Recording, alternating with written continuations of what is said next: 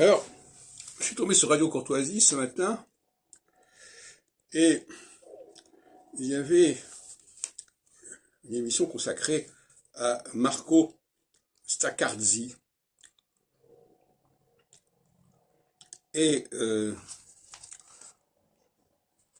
y parlait, parce que lui il n'était pas là, mais on parlait à son sujet, au sujet de son livre, qui est paru à la Nouvelle Librairie, je crois. On parlait de la diversité. C'était un éloge de la diversité, un éloge des communautés, etc. Et ça m'a mis un peu mal à l'aise, cette façon de présenter les choses, parce que j'ai écrit il y a très peu de temps quelque chose concernant la tour de Babel et la diversité des langues qui ne permettait plus la communication.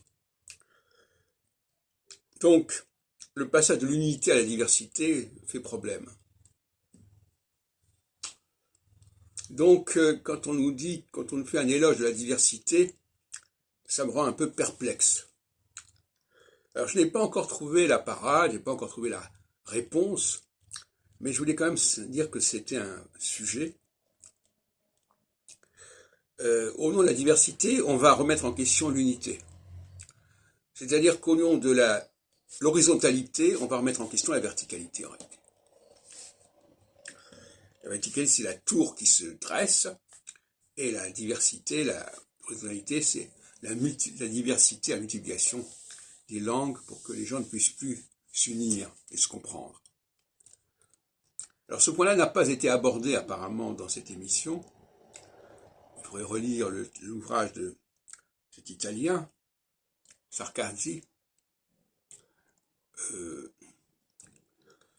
Je disais même dans mon texte qu'il y a quelque chose de diabolique dans cette façon de vouloir brouiller les pistes, multiplier les horizontalités, les communautés, la diversité, etc. Et par conséquent, je crois qu'il y a vraiment deux visions des choses qui s'opposent. La vision juive, la théologie juive telle que je la conçois, qui est unitaire, c'est-à-dire pas au sens de il faut unifier, mais unitaire en sens qu'il y a un axe central auquel il faut se référer, auquel tout le reste est en gravitation, est en train de tourner. Et puis, il y a l'autre point de vue, qui est celui de la multiplication des pôles, la multiplication des groupes, etc. Et d'une certaine façon, l'horizontalité relève d'une forme d'anti-judaïsme. Puisque ça veut dire, le peuple juif, c'est un peuple comme un autre, voilà, dans la diversité, l'horizontalité montre très bien, voilà, il y a Israël, montre très bien. Et donc là, c'est une façon de noyer le poisson et de noyer l'unité au nom de la diversité. Donc finalement, je suis assez méfiant sur ces discours sur le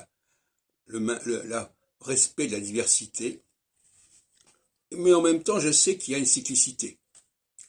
Et qu'en phase solsticiale, notamment, au sens de l'astrologie, telle que je la conçois, il y a un temps pour la diversité. Il y a un temps pour la vacance de l'unité, l'hibernation de l'unité, la suspension de l'unité, pour laisser place à la diversité. Mais cette place donnée à la diversité, elle doit être provisoire, temporaire. Ce n'est pas une fin en soi. Comme on dit, quand le chat n'est pas là, les souris dansent. C'est la dialectique du singulier au pluriel. La diversité, c'est le pluriel, par définition.